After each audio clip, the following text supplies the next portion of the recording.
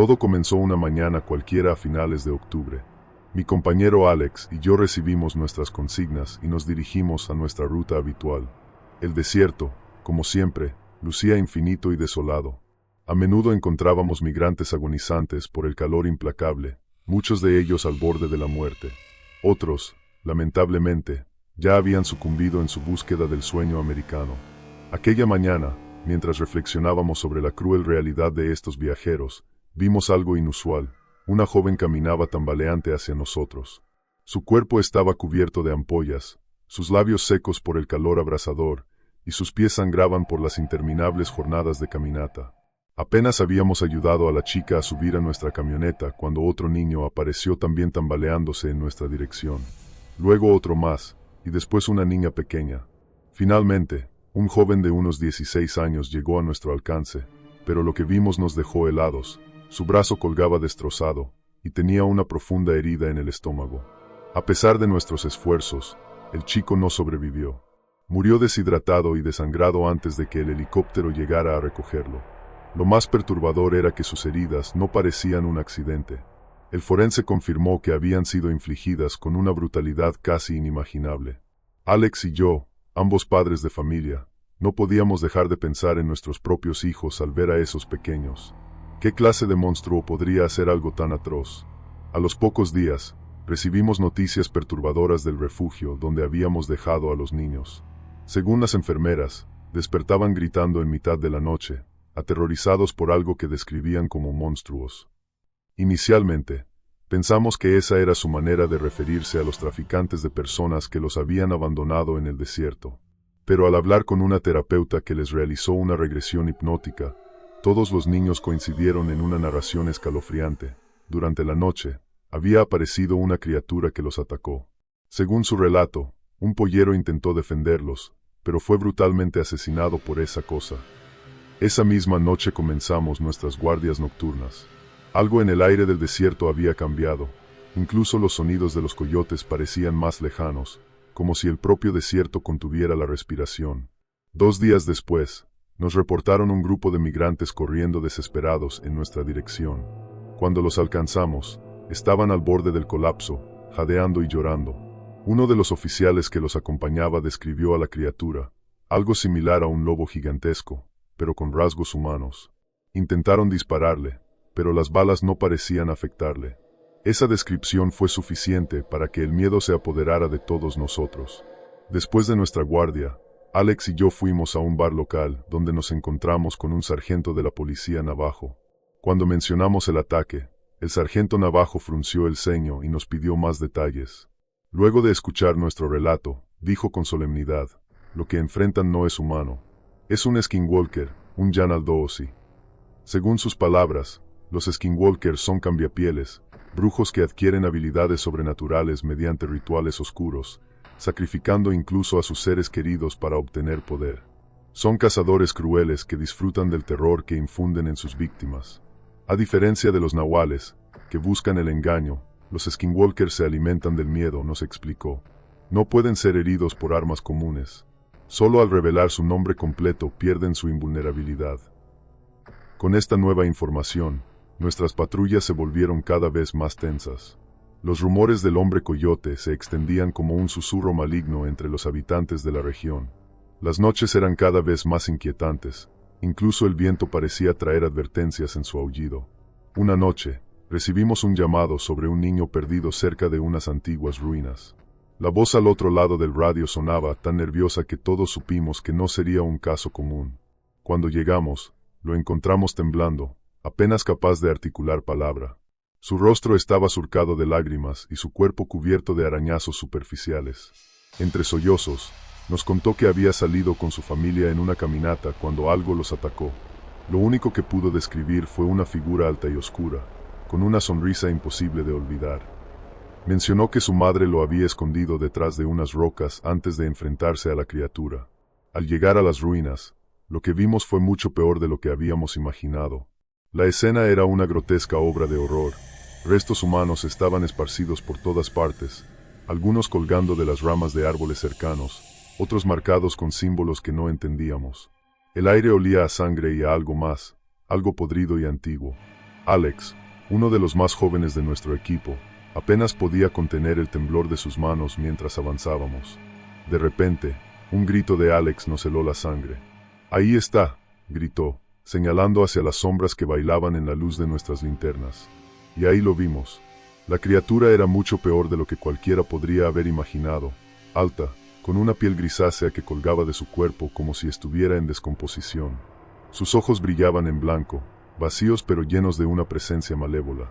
Su sonrisa torcida revelaba dientes desiguales y afilados, como si estuviera disfrutando de nuestra reacción. Cuando abrió la boca, escuchamos nuestras propias voces. Era una imitación grotesca, como si se burlara de nosotros.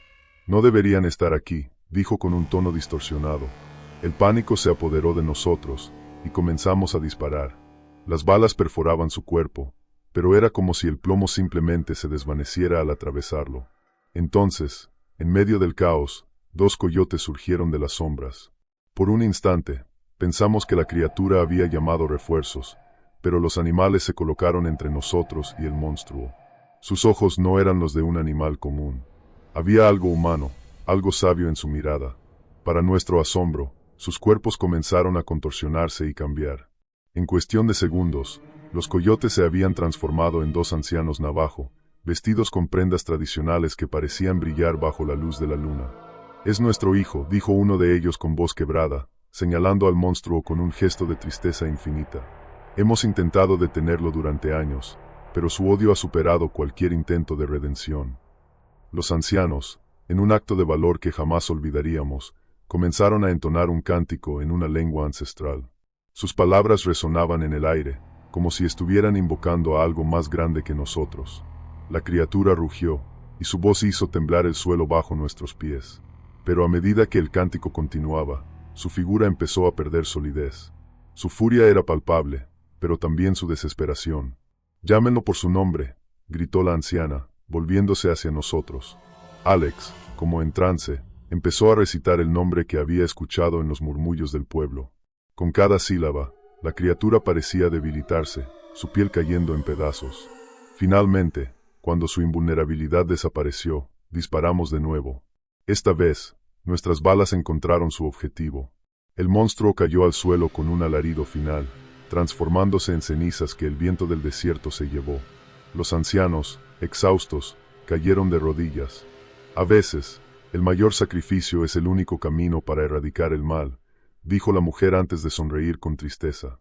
Poco a poco, sus cuerpos comenzaron a brillar como la luz de las estrellas, hasta que se desvanecieron, dejando tras de sí un rastro de polvo brillante.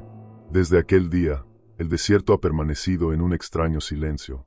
Los aullidos nocturnos de los coyotes ya no se escuchan, y los murmullos de la oscuridad parecen haberse extinguido. Pero quienes estuvimos allí sabemos la verdad. Hay cosas que nunca se van del todo.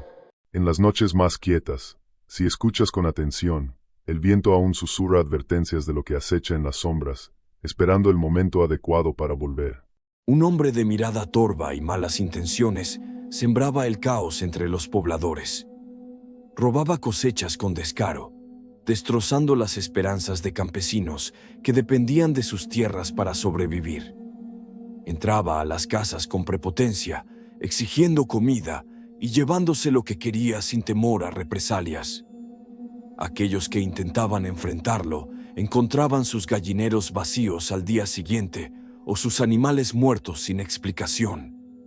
Las mujeres vivían en constante miedo, pues no solo se limitaba a robar, sus palabras eran venenosas y sus acciones aún peores. Los habitantes del pueblo, hartos de sus fechorías, se reunieron una noche bajo la sombra de un gran ceiba para decidir su destino. «No podemos tolerarlo más», dijo don Julián, un anciano respetado por su sabiduría. «Ese hombre es un demonio encarnado, y si no lo sacamos de aquí, nos llevará a la ruina». Fue así como, bajo la luz de las estrellas, un grupo de hombres lo encontró en el rancho donde se escondía. Entre gritos y amenazas, lo expulsaron del pueblo. El hombre, furioso, maldijo a todos antes de desaparecer en la selva, prometiendo que pagarían por lo que habían hecho. Sin embargo, su desaparición fue solo el inicio de una nueva pesadilla. Días después, las cosechas comenzaron a marchitarse sin razón aparente. Por las noches, los perros del pueblo aullaban de manera desgarradora, como si anunciaran una desgracia. Fue entonces cuando los rumores comenzaron. Alguien vio un perro enorme rondando las calles, un animal tan grande como un becerro, con ojos rojos que parecían arder en las tinieblas. Una mujer llamada Doña Carmen volvía del mercado una noche oscura y silenciosa. Las calles de Alvarado, usualmente llenas de vida, estaban vacías, como si el pueblo entero supiera algo que ella ignoraba. Doña Carmen ajustó su chal y apuró el paso cuando sintió un escalofrío recorrerle la espalda. Fue entonces cuando, bajo el parpadeo de un farol desgastado, vio la sombra de un perro enorme. Sus ojos, como brasas ardientes, la miraron fijamente desde las sombras. Al recordar las palabras de su hijo, los perros respetan a quienes les dan comida, sacó un pedazo de pan de su canasta. Con las manos temblorosas, extendió la ofrenda hacia el animal, pero el perro no se inmutó. Sus gruñidos profundos parecían emerger de las entrañas de la tierra. De repente, con una rapidez escalofriante, se lanzó sobre ella. Los colmillos se hundieron en su brazo, arrancándole un grito que resonó por todo el pueblo. Cuando llegaron los vecinos alertados por el ruido, encontraron su canasta volcada, el pan disperso y su brazo ensangrentado. Los rumores sobre el perro no tardaron en propagarse como pólvora. Al principio, las desapariciones eran pequeñas, gallinas arrancadas de sus corrales, pero pronto los daños se hicieron mayores. Los campesinos se despertaban al amanecer solo para encontrar ovejas mutiladas, sus entrañas esparcidas por el pasto. Las huellas profundas que rodeaban los campos no correspondían a ningún animal conocido, y las marcas de garras parecían demasiado grandes para ser de un simple perro. Una tarde, un grupo de niños descubrió un rastro de sangre que conducía al río, pero en lugar de agua, lo que fluía en las sombras era un hedor pestilente, como si algo muerto habitara en el cauce. El miedo se apoderó de todos. Los niños, aterrorizados, comenzaron a tener pesadillas con colmillos afilados y ojos brillantes que los observaban desde las esquinas de sus casas. Los ancianos murmuraban oraciones y decían que lo que rondaba el pueblo no era un animal común, sino algo mucho más antiguo y oscuro. Un nahual, un hombre bestia que tomaba la forma de un perro para atormentar a los vivos. Una noche sin luna, don Eulalio, un campesino conocido por su valentía, decidió enfrentarse al animal. Cansado de ver cómo sus tierras eran devastadas y sus animales sacrificados, tomó una vara reforzada y esperó. La noche era fría y el viento ululaba entre los árboles. Al filo de la medianoche, un gruñido profundo rompió el silencio. Don Eulalio vio al perro aparecer entre los matorrales, su pelaje negro como la noche y sus ojos brillando con una furia sobrenatural. Cuando el animal se lanzó hacia él, don Eulalio reunió todo su valor y lo golpeó con todas sus fuerzas. El perro cayó al suelo, soltando un gemido que helaba la sangre. Pero entonces ocurrió algo que nadie habría creído posible. Frente a los ojos atónitos de don Eulalio y de los vecinos que habían acudido al ruido, el perro comenzó a convulsionar. Lentamente, se levantó sobre dos patas, tambaleándose como un hombre herido. Bajo la luz tenue de la luna que se asomaba entre las nubes, se llevó las garras a la piel y comenzó a arrancársela en un acto grotesco y espeluznante. Lo que emergió de debajo de la piel del perro dejó a todos paralizados. Allí estaba el hombre al que el pueblo había desterrado días atrás, acusado de robar ganado y practicar brujería. Su risa grave y siniestra resonó en el aire, un sonido que hacía que el corazón se encogiera de puro terror. Con una voz ronca les dijo: «Me quisieron desterrar, pero siempre vuelvo, siempre vuelvo». Luego huyó hacia las sombras, dejando atrás su piel desgarrada, un testimonio de su transformación. El pueblo nunca volvió a ser el mismo. Algunos dijeron que el hombre se había perdido en los montes y que su maldad lo había consumido, transformándolo permanentemente en un ser mitad hombre, mitad bestia.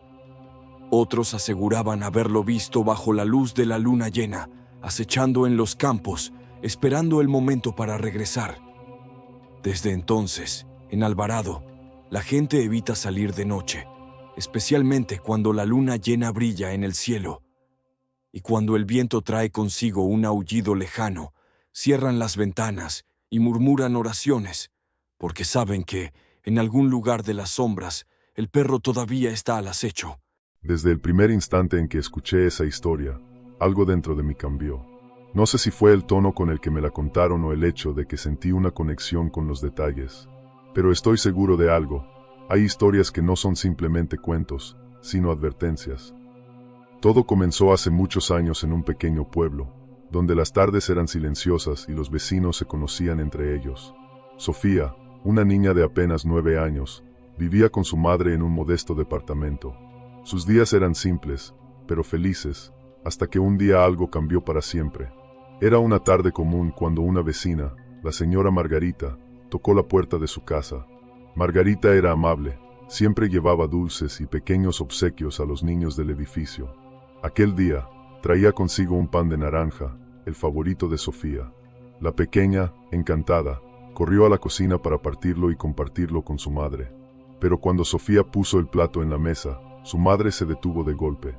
Algo en la mirada de Margarita, algo en el simple gesto de regalar aquel pan, la llenó de desconfianza. Sin decir una palabra, tomó el pan y lo arrojó al basurero. Sofía, por supuesto, protestó, porque no podían comerlo. Era su pan favorito, y Margarita había sido tan amable al dárselo. Pero su madre, con una voz seria y firme, le respondió: nunca aceptes comida de extraños. No importa cuán amables parezcan.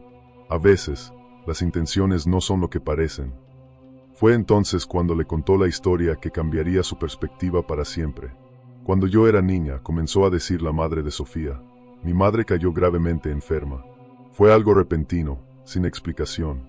Dolor en los huesos, fiebre, y nada de lo que los doctores hacían parecía ayudarla. Cada día estaba más débil, más pálida. Parecía que se estaba desvaneciendo. La abuela, desesperada por encontrar una cura, terminó visitando a una santera en el pueblo. No creía en esas cosas, pero ya no tenía otra opción. La santera le dio una advertencia escalofriante. Hay alguien que te está haciendo daño a través de lo que comes. Es alguien cercano, alguien en quien confías. Si no haces algo pronto, no lo superarás. La abuela regresó a casa llena de dudas, pero también de miedo. La única persona que le llevaba comida era su prima, quien siempre llegaba con una sonrisa y un platillo en las manos. Siguiendo las instrucciones de la santera, preparó una cruz con alfileres y agua bendita. Cuando su prima llegó aquella tarde, la abuela se las arregló para colocar la cruz en su falda sin que ella se diera cuenta. Lo que ocurrió después confirmó todos sus temores. Al intentar irse, la prima no pudo salir de la casa. Algo la retenía. Su rostro, antes amable, se tornó sombrío. Y cuando la abuela, llena de valentía, la enfrentó, diciendo: déjame en paz, ya sé lo que intentas hacer, la prima salió corriendo, dejando atrás una verdad que nunca quiso admitir. Desde ese día, la madre de Sofía nunca volvió a confiar en comida que no viniera de sus propias manos. Y ahora, estaba decidida a enseñarle esa misma lección a su hija. Pero la historia no termina ahí. Los días pasaron, y Sofía notó algo extraño en la vecina Margarita. Parecía estar siempre observándola, siempre con una sonrisa que no alcanzaba a sus ojos. Porque seguía ofreciéndole dulces y panés, incluso después de que ella los rechazara. ¿Cómo sabía cuáles eran sus favoritos? Una noche, mientras Sofía dormía, su madre escuchó un ruido en la cocina. Al entrar, encontró una vela encendida en el alféizar de la ventana, junto a un pequeño trozo de pan mordido. No había explicación lógica para cómo había llegado allí, pero su madre lo entendió de inmediato. Alguien estaba intentando algo. El pánico se apoderó de ellas. La madre de Sofía decidió que no podían quedarse más tiempo en ese lugar. A la mañana siguiente, comenzaron a empacar, pero antes de que pudieran marcharse, algo sucedió. Esa tarde, la señora Margarita desapareció. Nadie en el edificio supo qué había pasado. Su departamento quedó vacío, y todas sus pertenencias fueron sacadas a la calle. Entre ellas, un baúl de madera lleno de velas, hierbas y extraños símbolos que nadie pudo descifrar. Aunque la familia se mudó poco después, Sofía nunca pudo olvidar esos días, ni la advertencia de su madre. Así comenzó todo, un olvido tan simple, tan cotidiano, que parecía insignificante. Pero lo que no sabía es que ese descuido marcaría el inicio de una pesadilla que jamás habría podido imaginar. Mi nombre es Andrea, y hasta hace unos meses, mi vida transcurría con normalidad en un pequeño pueblo al sur de Oaxaca, conocido por sus tradiciones y su aire misterioso. Nunca fui supersticiosa, pero todo cambió la noche en que decidí visitar la casa de mi abuela por última vez. Mi abuela Clara era conocida en el pueblo por su sabiduría y por las curaciones que ofrecía a quien se lo pidiera. Pero también se hablaba de sus secretos, de sus noches en vela y de los rezos que salían de su casa como murmullos sombríos. Cuando ella murió, la familia se desentendió de su hogar. Nadie quería vivir allí. Decían que era un lugar cargado. La primera vez que entré en esa casa fue por necesidad. Había olvidado un juego de llaves que solía llevar a la universidad.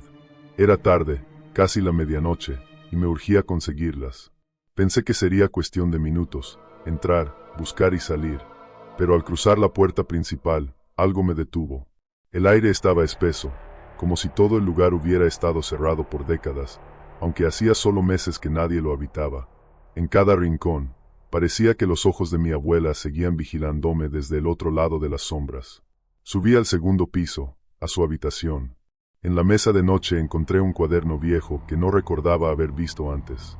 El cuaderno estaba cubierto de polvo, pero en la portada se leía, con letras borrosas, confesiones. Algo en mí me decía que lo dejara ahí, pero no pude resistir. Abrí la primera página, y ahí empezó todo. Las primeras palabras eran inquietantes. No todo lo que ven es lo que parece. Lo que yo cargué no era solo conocimiento, era una deuda, una promesa que jamás debía romperse. Seguían páginas llenas de símbolos que no entendía y relatos oscuros sobre rituales, personas desaparecidas y una figura misteriosa que mi abuela llamaba el visitante. No pude leer mucho más. Un ruido seco, como si algo se cayera en la planta baja, me sacó de mi ensimismamiento.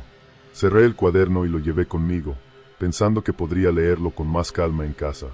Pero al bajar, vi algo que me dejó paralizada. Las velas que decoraban la sala estaban encendidas. No había sido yo. Lo sabía. El pabilo quemado aún era reciente. Salí corriendo, dejando la puerta abierta de par en par. No volví a mirar atrás. Cuando llegué a mi departamento, cerré todas las ventanas y puertas. Me sentía observada, como si algo hubiera salido conmigo de esa casa. Decidí guardar el cuaderno en una caja y olvidarme de él, pero la curiosidad me venció. Esa misma noche, mientras la lluvia golpeaba el techo, lo abrí de nuevo. Había una página que no había notado antes, marcada con una mancha roja. El texto era corto, pero claro. El que lea estas palabras ha invocado al visitante. Él te buscará. Él reclamará lo que es suyo. No lo mires a los ojos. Mis manos comenzaron a temblar. Fue entonces cuando escuché los pasos, al principio suaves, como si alguien caminara descalzo por el pasillo. Luego más fuertes, hasta que se detuvieron frente a mi puerta. Mi corazón latía tan rápido que apenas podía respirar.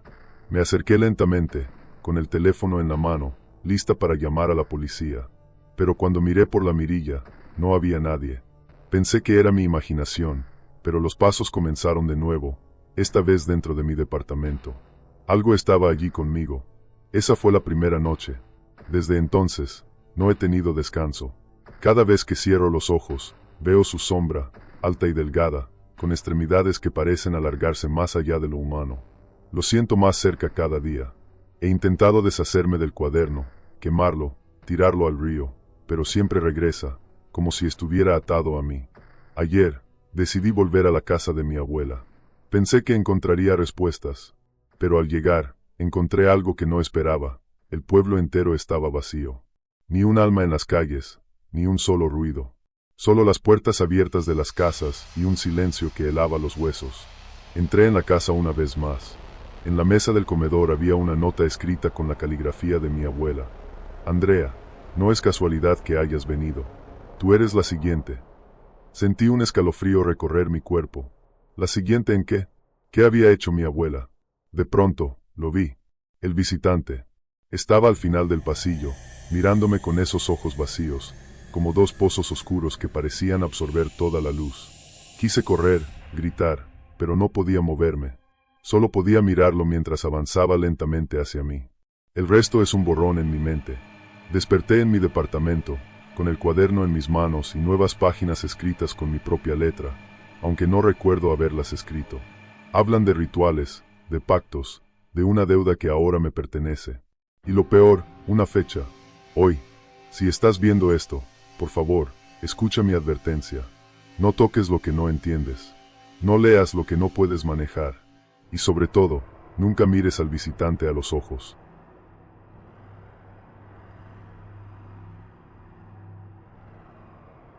En un pequeño y apartado pueblo rodeado de montañas, donde los susurros del viento llevaban secretos antiguos, vivía una familia humilde pero feliz, los Mendoza.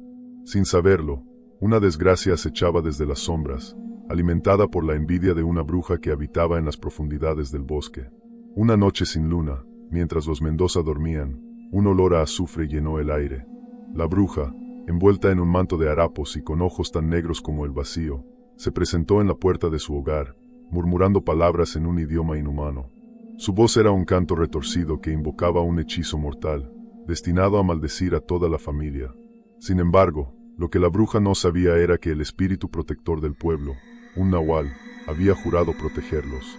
Este nahual, un hombre que podía transformarse en un gran jaguar de pelaje oscuro como la noche, sintió la perturbación en el aire y acudió a la casa de los Mendoza.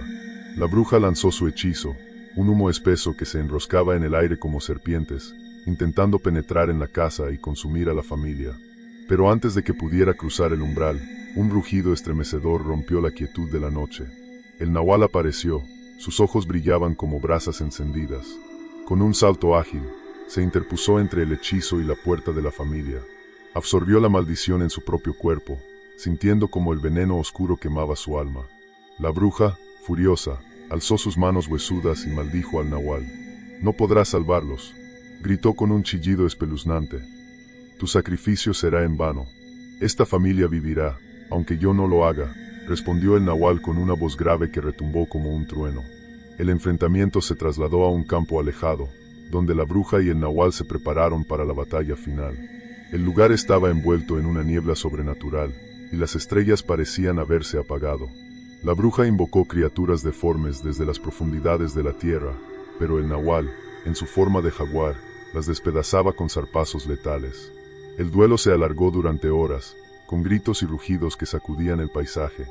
Finalmente, la bruja lanzó su hechizo más poderoso, una sombra que intentó devorar al nahual. Este, con las fuerzas mermadas pero con el corazón lleno de determinación, dio un salto final, desgarrando el pecho de la bruja con sus colmillos justo antes de que la sombra lo consumiera. Cuando el amanecer llegó, el campo estaba en silencio. La bruja yacía muerta, y el nahual había desaparecido. Todo lo que quedó fue un rastro de huellas de jaguar que se desvanecían hacia el horizonte. Los Mendoza despertaron, sintiendo una extraña calma en el aire. Nunca supieron que los había salvado, pero en las noches de luna llena, podían escuchar un rugido lejano, como un recordatorio de que alguien había dado su vida por ellos. Desde entonces, el pueblo recordó al nahual como su protector, y cada noche encendían una vela en su honor, agradeciendo su sacrificio.